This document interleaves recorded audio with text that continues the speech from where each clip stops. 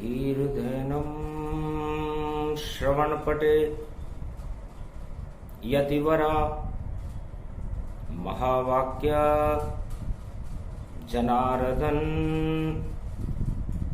सच्चिदानंद त्वं शरणं ब्रजेश यादवेन्द्रं दयादाता पुंडरीक्षा क्षीरसागर शयनम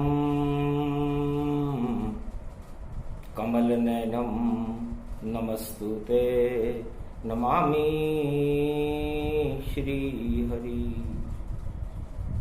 धैर्य से जिसको धारण किया जाता है, कर्णपटुओं से जिनका पान किया जाता है, ऐसे सच्चिदानंद भगवान श्री यादवेंद्र सरकार को मैं नित्य ही चिंतन करता हूं, नमन करता हूं।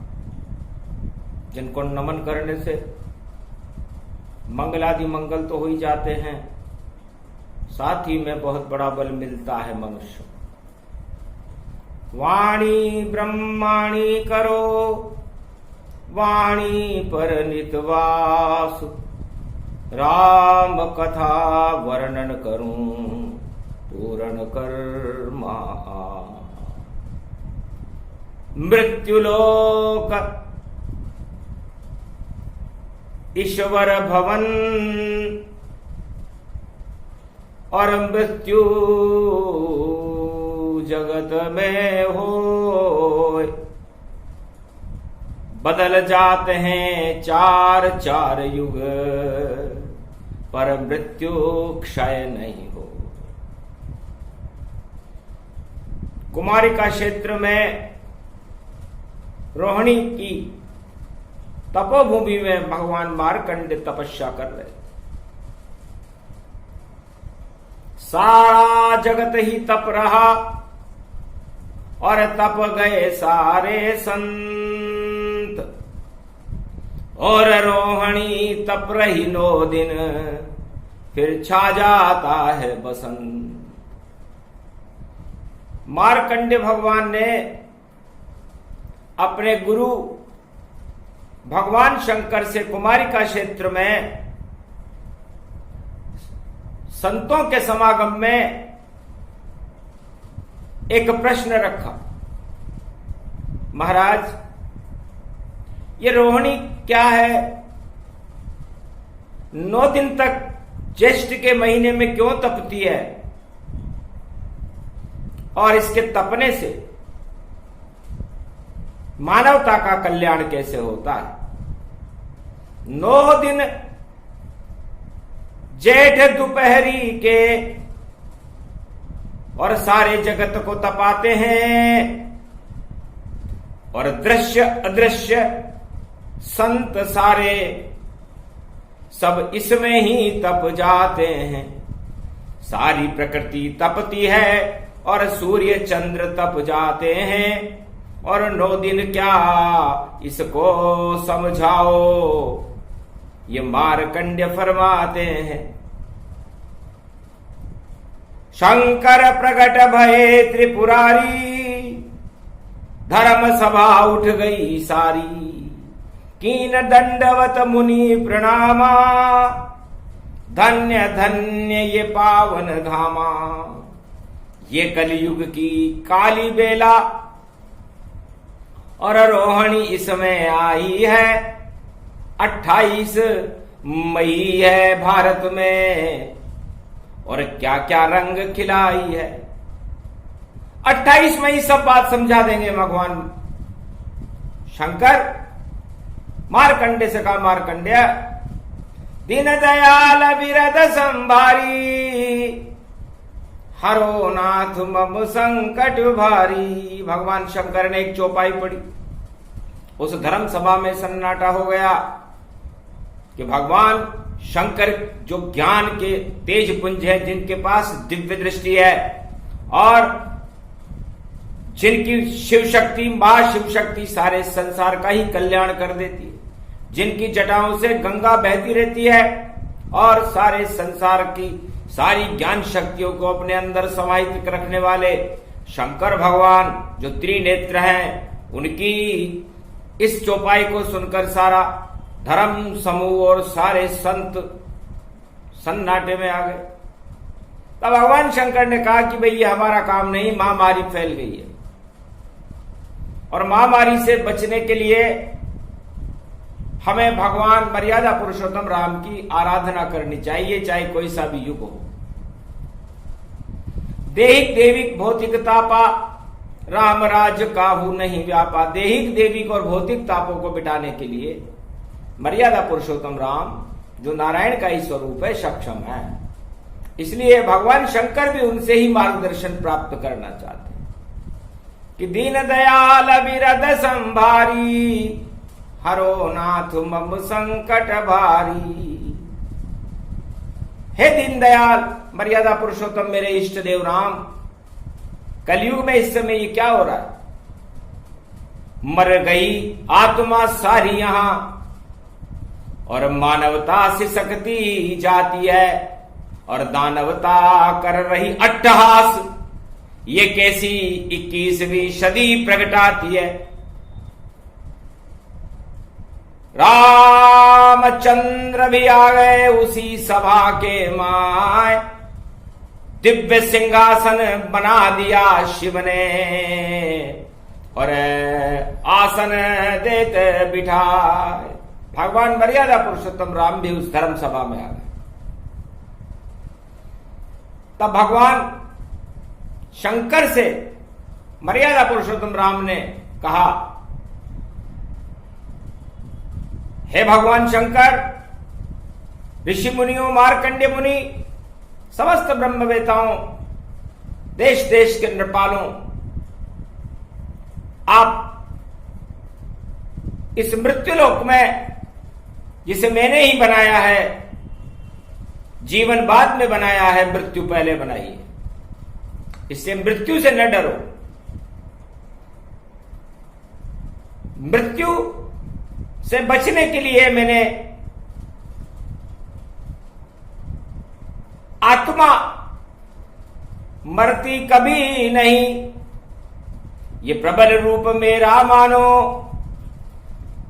और पंच तत्व की देह यहां 10 इंद्री इसको ही मानो। पंच तत्व ही मरता है और आत्मा कभी मरती ही नहीं, क्योंकि पंच तत्व की देह दशानन और अमृत इसमें भरती ही नहीं। संसार में चारों युगों में 2 ही जातियां होती है, एक मानव जाति और एक दानव जाति। बस मानवता अमृत्व का कारण है और दानवता मृत्यु का कारण है। और जब जब भी चारों युगों में दानवता अपना प्रचंड प्रकोप किसी भी तरीके से दिखाए, चाहे वो महामारी के रूप में दिखाए, प्रकृति प्रकोप के रूप में दिखाए, अणु युद्ध के रूप में दिखाए, या किसी भी तरह से संसार में दानवता हाहाकार करे, तो मृत्यु निश्चित होती है। और धर्म की जब ग्लानि होती है तब मृत्यु का प्रकोप ज्यादा बढ़ जाता है। अधर्म को नाश करने के लिए ही तो मर्यादा पुरुषोत्तम राम चारों युगों में अपना अवतार लेकर प्रकट हुए। ईश्वर का प्रकाश होता है और प्रचार दानवता का होता है। तो जितने भी चारों युगों में प्रचार दानवता ढोल पीटती है और अपनी बड़ाई करती है और किसी की नहीं कुछ सुनती है।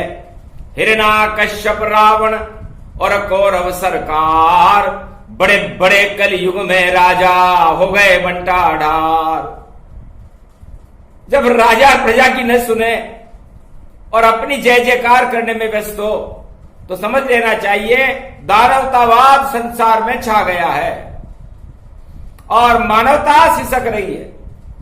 1% मानवता है और दानवता अरब हजार। इसीलिए महामारियां और फैली जगत में महामारियां फैल गई है। भगवान मर्यादा पुरुषोत्तम राम की वंदना भगवान शंकर करने लगे। गद गद सभा सब हो गई और किया राम से प्रेम, मानवता में राम है और बाकी अधर्म की दे। हिरण्याकश्यप अपने बेटे तक को मरवा दिया उसने कि मेरी जय जयकार करो और सब मेरा ही जप नाम करो। अगर ऐसा नहीं करोगे तुम तो मृत्यु को अब हृदय धरो। मृत्यु दंडव देता था हिरण्याकश गति पाए, पर ऐसा मां नहीं हो सका हिरण्याकश मर जाए। प्रचार में हिरण्याकश्यप कम नहीं था, पूरे संसार में उसने दानवता का झंडा रोक दिया था और उसके पुत्र को भी उसने बड़ा तड़पा तड़पा करके मारा, लेकिन मरा नहीं प्रहलाद।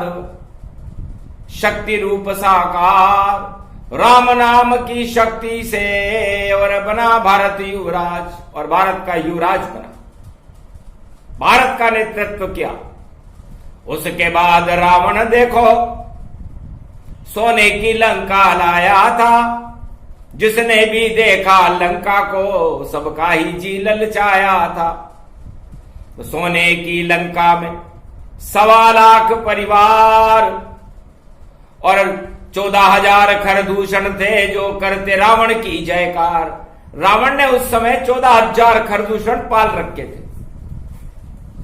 सारे संसार में रावण सरकार के आतंक को फैलाना ही उनका काम था और भारत भी उस आतंकवाद की चपेट में था, क्योंकि लंका भारत से दूर नहीं और लंका पति इतराया था और आतंकवाद 14,000 खरदूषण को उसने भारत भिजवाया था। पहले भारत जीत लूं फिर जीतूंगा संसार और दानवता संसार में मेरी कर दो जय जयकार। उसने भी अपनी जय जयकार लगाई। हर राजा 14,000 खरदूषण पाल करके रखता है हर युग में, जो केवल उसके अंधभक्त होते हैं और उनके टुकड़ों पर पलने वाले होते हैं और उनकी जय जयकार करते हैं और राजा उससे बड़ी खुशी महसूस करता है। ये चारों युगों की परंपरा है संसार में। चाहे किसी भी देश का राजा हो, वो अपने आसपास चाटुकारों को पाल कर रखते हैं और उनकी अपनी जय जयकार लगाने में उन्हें बड़ा आनंद आता है। अपनी आलोचना सुने नहीं, रावण को सबने समझाया, हिरण्याकश को बेटे ने समझाया, अरे कौरव को सबने समझाया, पर धृतराष्ट्र की बुद्धि विकृत थी और नहीं समझ उसको आया। आखिर कौरव सरकार का हो गया बंटाढार और रावण संकार भी और बनी मौत के द्वार। 1.25 लाख नाती मारे गए। विभीषण ने बड़ा समझाया था, भैया राम से विरोध मत करो। इसलिए ये 14,000 खरदूषण हर समय संसार में विचरण करते हैं हर युग में और उन राजाओं की जय जयकार करते हैं जो नकली होते हैं, उनमें शक्ति नहीं होती। शक्तिहीन राजा हुए और करते खूब प्रचार और मर्यादा पुरुषोत्तम राम ने और नहीं कोई प्रचार। प्रहलाद का कोई प्रचार नहीं था वहां पर। सत्य का प्रकाश हुआ प्रहलाद और दानवता पर सतयुग में परम विजय प्राप्त हुई। मर्यादा पुरुषोत्तम राम को तो कोई जानता भी नहीं था, जंगल में थे वो, सफेद केसरिया वस्त्र पहन करके और वन में कंदमूल फल खा रहे थे भारत के युवराज। प्रचार नाम की तो कोई वस्तु वहां थी नहीं और लंका के प्रचार करने वाले चक्रवर्ती सम्राट रावण का सत्यानाश कर दिया। बंटाढार हो गए प्रचार, खरदूषण सारे मारे गए और कृष्ण आ गए द्वापर में, कौरव सरकार सब चले गए। दुर्योधन धृतराष्ट्र मर गए यहां और कोई नहीं बच पाया था और धर्मराज युधिष्ठिर को श्री कृष्ण ने राजा बनाया था। तो है संसार वासियों, प्रचार नकली वस्तुओं का होता है, चाहे किसी भी माध्यम से हो। इसलिए जो सत्य का राज्य करेगा संसार में वो प्रचार से दूर रहेगा।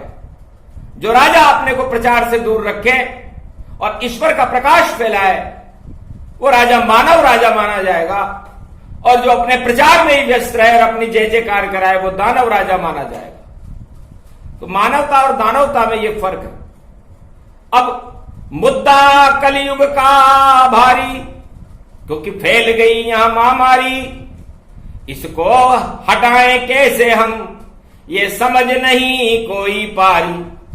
सारी दुनिया में कोई और समझा सका न नाय, सब अपनी ही श्रेष्ठता और जगत में रहे बताए।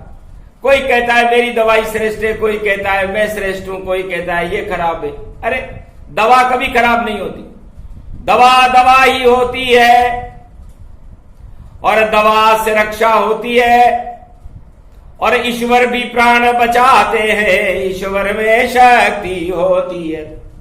तो क्यों करते हो व्यर्थ विवाद, ये पांचों उंगलियां बराबर नहीं होती, कोई छोटी होती कोई बड़ी होती और कोई देखो लंबी ही होती। पर श्री कृष्ण भगवान ने और छोटी उंगली दिखाए और सारे जगत को बचा लिया था, गिरिवर लिया उठाए। भगवान श्री कृष्ण ने सबसे छोटी उंगली के ऊपर गिरिवर उठाया था। तो छोटा बड़ा नहीं यहां कोई, और जिसमें अद्भुत शक्ति होई। आप अपने आप को छोटा बड़ा बताने पर क्यों अपनी श्रेष्ठता साबित करने में लगे हुए? श्रेष्ठता तो वह है जो मानवता का कल्याण करे, चाहे वो एक चींटी भी क्यों ना हो। और वह हाथी भी बेकार है यदि वह मानवता का कल्याण न कर सके। तो मानवता का कल्याण करने के लिए यह रोहिणी बड़ी महत्वपूर्ण है। भगवान शंकर को संबोधित करते हुए मार्कंडे के प्रश्न पर भगवान मर्यादा पुरुषोत्तम राम अपना प्रवचन कलयुग में कुमारिका क्षेत्र में कर रहे थे। अद्भुत समय अद्भुत गति जाना, 28 मई में माना, 2 में माया जानिए और ब्रह्म का रूप, और अष्ट दुर्गा सामने खड़ी देखो दिव्य स्वरूप। ये कुमारिका क्षेत्र है जहां पर 8 दुर्गाएं अष्टभुजाली वाली जगदम्बा और 9 दुर्गा जानकी जी खड़ी हुई हैं। मर्यादा पुरुषोत्तम राम के वामांग में विराजमान है और मर्यादा पुरुषोत्तम राम माया और ब्रह्म के साथ कलयुग में अपना प्रवचन कर रहे हैं कि 10 पर ही बोलूंगा मैं जब भी प्रकट होता भारत में तो 10 का अंक मिटा देता और 10 दिशा में जय जयकार करे। मेरा काम ही 10 दिशाओं में अमृत की बौछार करना और राम नाम की बौछार करना और सारी महामारियों को हटाना होता है। आतंकवाद को मैं देखना भी नहीं चाहता।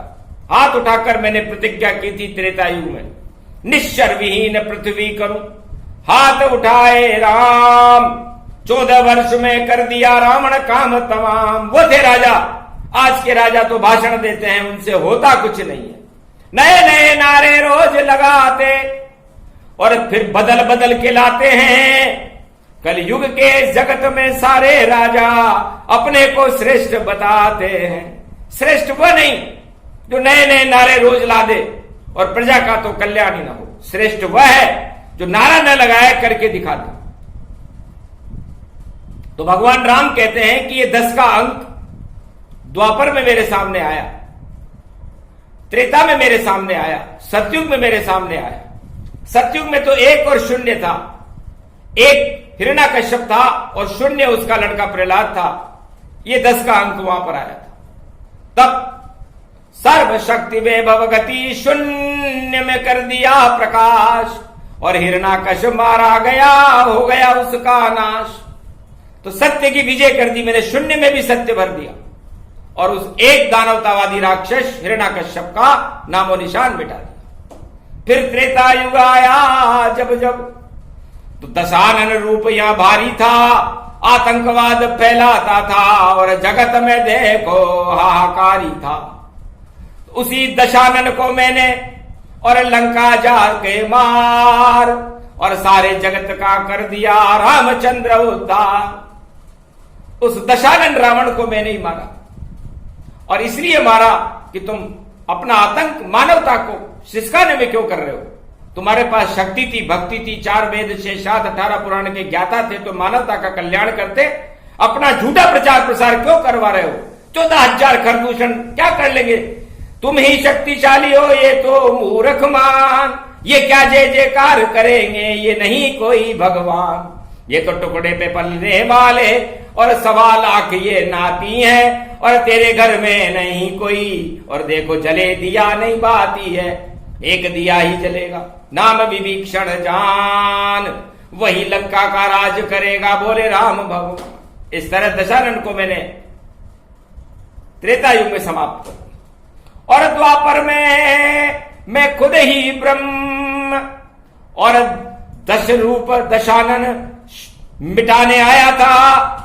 और गीता ज्ञान कुरुक्षेत्र में मैंने 5 पांडव को सुनाया था।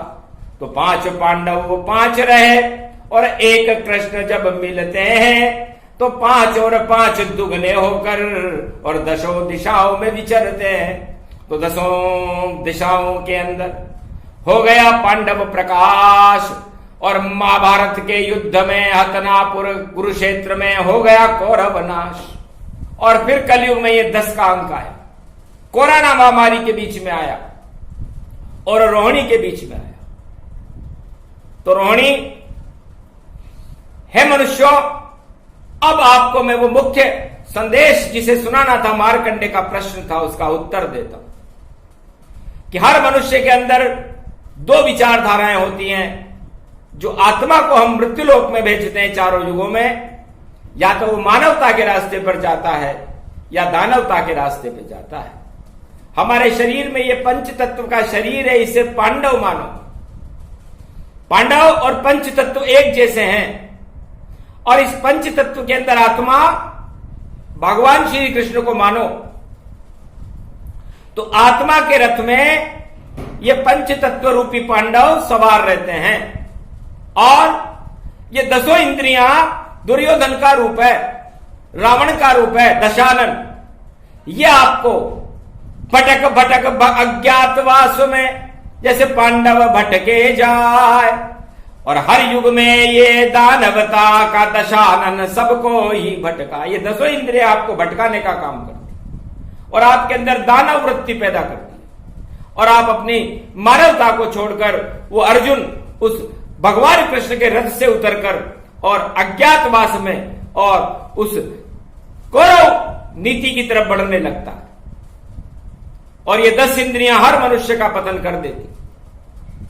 इसलिए आप अपना जीवन बचाना चाहे कलयुग में, क्योंकि भगवान शंकर ने एक चौपाई पढ़ी है कि दीन दयाल विरद संभारी, हरो नाथ मम संकट भारी। हे दीन दयाल मर्यादा पुरुषोत्तम राम, हमारी करुण पुकार को सुनो और इस महामारी के संकट से हमारे देश को और सारे संसार को मुक्त करो। तो दीनदयाल का क्या कर्तव्य है? अपना प्रचार कराना नहीं, अपनी श्रेष्ठता साबित करना नहीं, हर मानवता का कल्याण करना, सारे जगत का कल्याण करना ईश्वर का धर्म है। ईश्वर कभी प्रचार नहीं करता। किसी भी युग में ईश्वर का कोई पोस्टर लगा हो, कोई प्रचार श्रृंखला उसने पैदा की हो तो बताओ। न नरसिंह ने किया, न वामन ने किया, न कच्छ मच्छ ने कभी नहीं, और नहीं राम लखन ने नहीं किया, नहीं कृष्ण किया, ये कभी नहीं। पर कलयुग में तो प्रचार तंत्र से राजा बन गए ताय, और रावण ने जो किया प्रचार तो कर दूषण फैलाए। तो ये प्रचार नकली लोग करते हैं, इसलिए प्रचार तंत्र से दूर रहना चाहिए और प्रकाश को महसूस करना चाहिए। तो ईश्वर का तो प्रकाश होता है, मानवता का तो प्रकाश होता है, और दानवता का प्रचार होता है। इसलिए यदि कहीं प्रचार हो रहा हो तो समझ लेना दानवता है, मानवता नहीं है। और यदि वहां प्रकाश हो रहा हो तो समझ लेना मानवता है। तो ये रोहिणी क्यों बनी, मुख्य मुद्दा इस पर है। और हम सारे संसार को संबोधित करना चाहते हैं कि सूर्य हमारी आत्मा है और मन चंद्रमा को कहते हैं। यह मन चंद्र गति से चलता है, जिस तरह चंद्रमा पृथ्वी के 2.25 दिन में चक्कर लगा लेता है, उस तरह हमारा ये मन 2.25 सेकंड में सारी इंद्रियों के चक्कर लगा लेता है। तो रोहिणी क्यों बनी? क्योंकि रोहिणी में चंद्रमा ज्यादा रहता है। राजा दक्ष की 27 लड़कियां थी, उनका विवाह चंद्रमा के साथ हुआ था, और रोहिणी सबसे ज्यादा चंद्रमा को प्रिय है, क्योंकि अमृत रोहिणी जानिए और अमृत करती पान। चंद्रमा के अमृत का पान रोहिणी ज्यादा करती है, तो रोहिणी में अमृत भरा हुआ रहता है। इसलिए एक वर्ष में एक बार 9 दिन तक अपने इन 10 इंद्रियों को तपाने के लिए ये योग 9 तपा बनाते हैं। और जो मनुष्य इस मृत्युलोक में चारों युगों में जो महात्मा 9 दिन तक अपनी 10 इंद्रियों को रोहिणी के सूर्य में तपा लेता है, उसकी सारी महामारियां, काम, क्रोध, मद, लोभ, छल, पाखंड, राग, द्वेष, समस्त पाप इस रोहिणी के अमृत के प्रभाव से नष्ट हो जाते हैं। ये विज्ञान सबसे बड़ा और मानव का विज्ञान, और प्रकृति ने इसे बनाया है, और प्रकृति कहे भगवान। ये मृत्युलोक में प्रकृति होती है, और लोकों में नहीं होती। और प्रकृति से प्राणवायु बनती है, और मृत्युलोक में आत्मा का आवास भगवान ने बनाया पंचतत्व में कि 100 वर्ष तक जीवन रहे तुम्हारा, और नहीं नष्ट ये पंचतत्व रहे प्यारा। कष्ट कभी यहां पर नहीं भोगो, और दूर हटो सब भारत रोगों। भारत से सारे रोग मुक्त हो। तो जब भी हर वर्ष में रोहिणी आए तो सूर्य भगवान से बड़ा तो कोई है नहीं, सारे संसार को प्रकाश करते। और सूर्य भगवान मकर राशि के अंदर अपने रथ में सवार होते हैं, और कर्क राशि में वो दक्षिणायन हो जाते हैं। तो उत्तरायण जब सूर्य हो और चले मेष की ओर, तो मेष राशि में सूर्य उच्च के होते हैं, और वृष राशि में चंद्रमा उच्च के होते हैं। तो मेष राशि को छोड़कर वृष राशि में जाए, और सूर्य जाए वृष राशि में, तो रोहिणी वहां प्रकट आए। तो रोहिणी का अमृत मन जानो, सूर्य आत्मा को यहां मानो। तो माया ब्रह्म मिलते यहां वह रोहिणी कहलाए, 9 दिन के ही मिलन में उत्पादन हो जाए। माया और ब्रह्म 9 दिन तक हर मनुष्य की आत्मा में मिलते हैं, सारे जगत में मिलते हैं। 9 महीने में गर्भ से बच्चा पैदा हो जाता है। जब स्त्री और पुरुष मिलते हैं तो इस सृष्टि की रचना मनुष्य करता है और उसके संतान पैदा होता है। इस तरह रोहिणी में 9 दिन तक सूर्य और चंद्रमा रोहिणी में मिलते हैं। इस मिलन को दिव्य मिलन कहते हैं। माया ब्रह्म मिलन इसे जानो, और सभी रोग को यहां क्षय मानो। तो तपे तपाए रोहिणी मंगल उनका हो, 33 करोड़ देवता भारत में तपते हैं हर कोई। 33 करोड़ देवता, ब्रह्मा विष्णु महेश, सूर्य चंद्रमा अग्नि और सभी हिमालय के ब्रह्मवेता इस 9 दिन में अपने आप को तपाते हैं। जिस तरह दूध को तपाने से मक्खन निकलता है, उसी तरह 9 दिन तक इस 10 इंद्रियों को तपाने के बाद जो अमृत निकलता है, वो अमृत इस समस्त रोगों को नष्ट कर देता है। नहीं कोई खावे दवा, 9 दिन तक तप जाए, ईश्वर नाम जपता रहे तो रोग नहीं फिर आए। 1 साल में 9 दिन होते हैं, और इस 9 दिन में संपूर्ण पृथ्वी के वातावरण और वायुमंडल को भी तपाया जाता है, ताकि सारी महामारियां, कीटाणु, सूरज देव उन्हें नष्ट करे, अमृत भर दे उसमें चंद्र, और सारी पृथ्वी के कष्ट हरे। सारी पृथ्वी के कष्ट हटाने आए मर्यादा पुरुषोत्तम राम। मारकंडे का प्रश्न था, सुन रहे शिव भगवान, उत्तर राम जी दे रहे। रोहिणी देत बताए, सूर्य वंश में राम जी और चंद्र कृष्ण वाय। तो राम और कृष्ण, सूर्य वंश में राम जी है और कृष्ण वंश, चंद्र वंश में कृष्ण है। तो सूर्य, राम और कृष्ण का मिलन है, सीता और राधे जी का मिलन है, शिव और शक्ति का मिलन है, और पवन पुत्र हनुमान उस मिलन की प्राणवायु को अपने अंदर समेट रहे, क्योंकि दास अनुदास पवन सुत जाना, रामचरण अनुगामी माना। रामचरण के दास हैं और देखो दिव्य प्रकाश, 49 करोड़ पवन चलाते और करते मृत्यु का नाश। प्राणवायु ही मृत्यु का नाश करती है और वह पवन चलाने का काम पवन पुत्र हनुमान जी महाराज का है, जो चारों युगों में राम के चरणों की पवन को सारे संसार में फैला देते हैं। तो है संसार वासियों, दानवतावादी प्रवृत्तियों से दूर रहो, भोगों से दूर रहो, इंद्रियों को और मन को आत्मा के वशीभूत करो और 9 दिन का मिलन तो देखो। तो रोहिणी तपती धरा पर और भारत में तप जाए, अन्न उत्पादन धरती पर हो, सारा जगत मुस्काए। खारे पानी को भी मीठा करके बरसा देती है, वह रोहिणी है, और उसमें अब उसके पति चंद्रमा का अमृत भी घुला रहे। तो यदि किसी को अमृत पान करना हो तो रोहिणी के 9 दिन तक भगवान का नाम ले। रोहिणी का एक एक पल बड़ा महत्वपूर्ण है। भगवान राम कहते हैं कि मैं सूर्य वंश में खुद उच्चका होकर के वृष राशि के स्वामी भगवान शंकर है, क्योंकि उनका वाहन ही नंदी है। और आज शुक्रवार का दिन है, तो वृष शुक्रवार में शुक्राचार्य भी मौजूद है। तो इन 10 इंद्रियों के अंदर शुक्राचार्य मौजूद रहते हैं। और यदि आपकी शुक्र गति प्रबल हो गई तो समझ लो, भोग प्रबल जब मन गति जाना, तो नष्ट करे उसको भगवाना।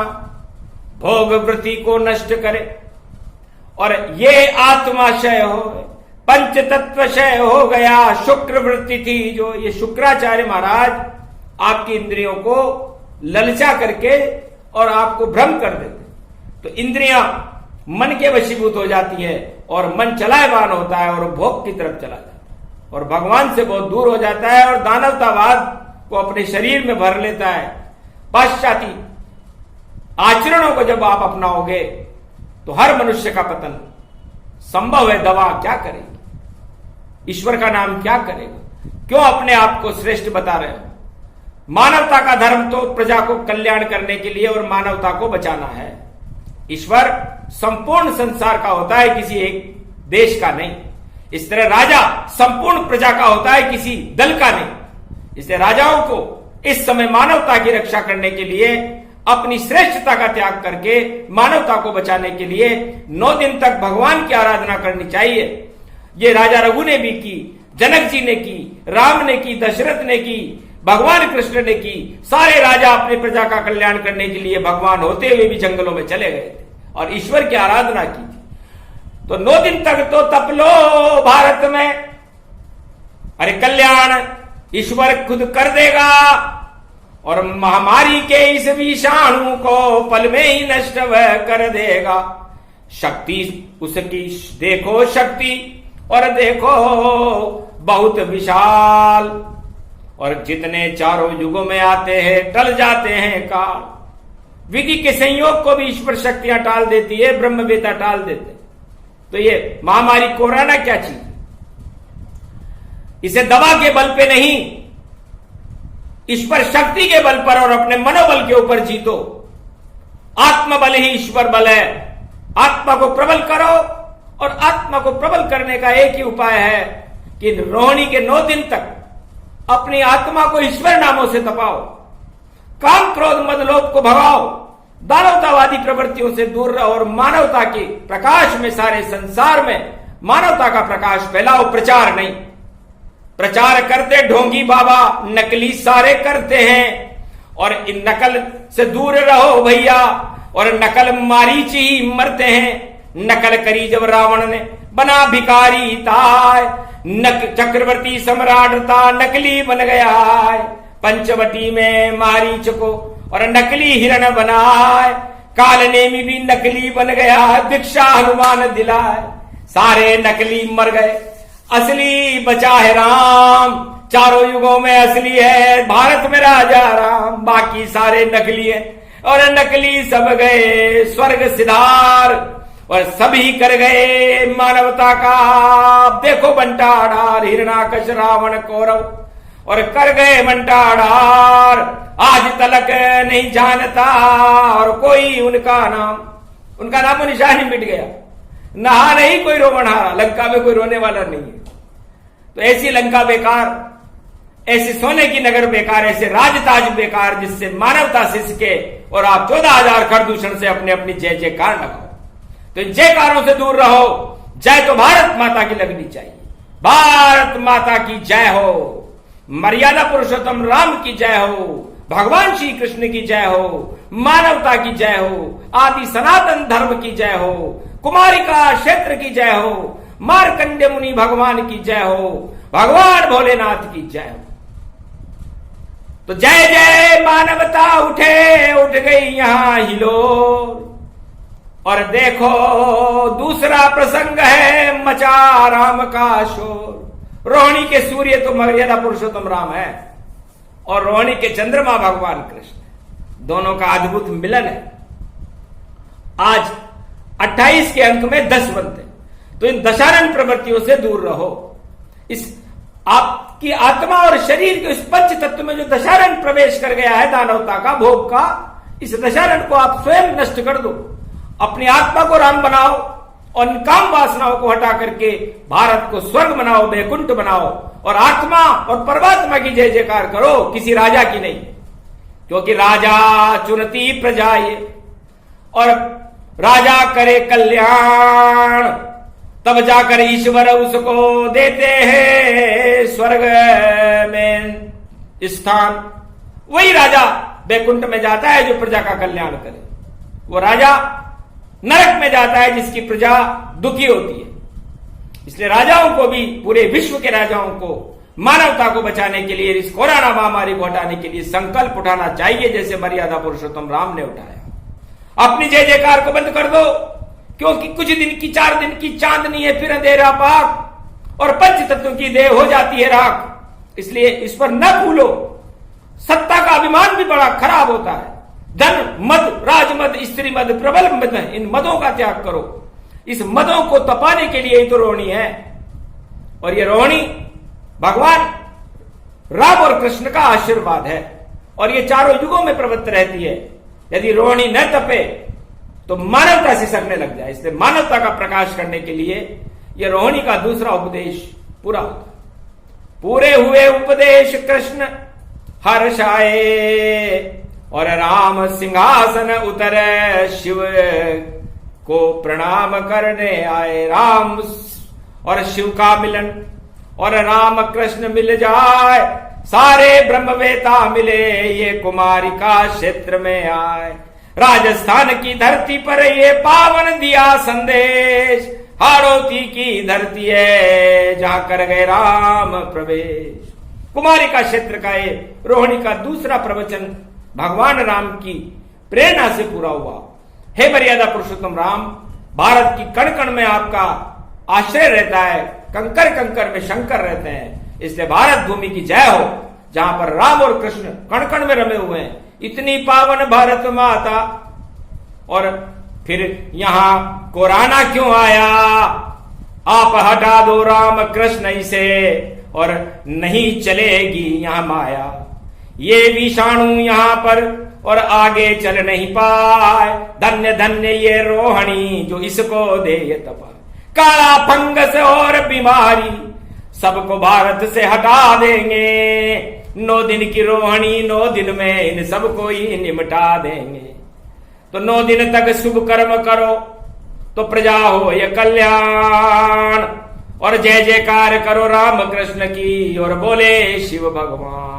ये प्रसंग जो भी सुने और रोहिणी अमृत प्रसंग, धन्य धन्य वह सुनने वाले और अमर हो गए। वो अमर होती आत्मा है जो इस प्रसंग को सुनती है, क्योंकि इसमें रोहिणी का अमृत है। भगवान राम कृष्ण 33 करोड़ देवता और शिव शक्ति, ब्रह्म शक्ति, विष्णु शक्ति, सारी शक्तियों का समागम इस रोहिणी पर्व पर भारत के कुमारिका क्षेत्र में हुआ। अहो भाव मानस तन पाई, जो ये प्रवचन राम सुनाई। कलयुग में भी आ गए, वाणी में श्री राम और मानवता का कर गए एक पल में कल्याण। इसलिए इस दशानन 28 मई को और कर दो दशानन त्याग को, बुद्धि का त्याग करो और करो राम अनुराग। बोलो जय श्री राम, जय भारत माता।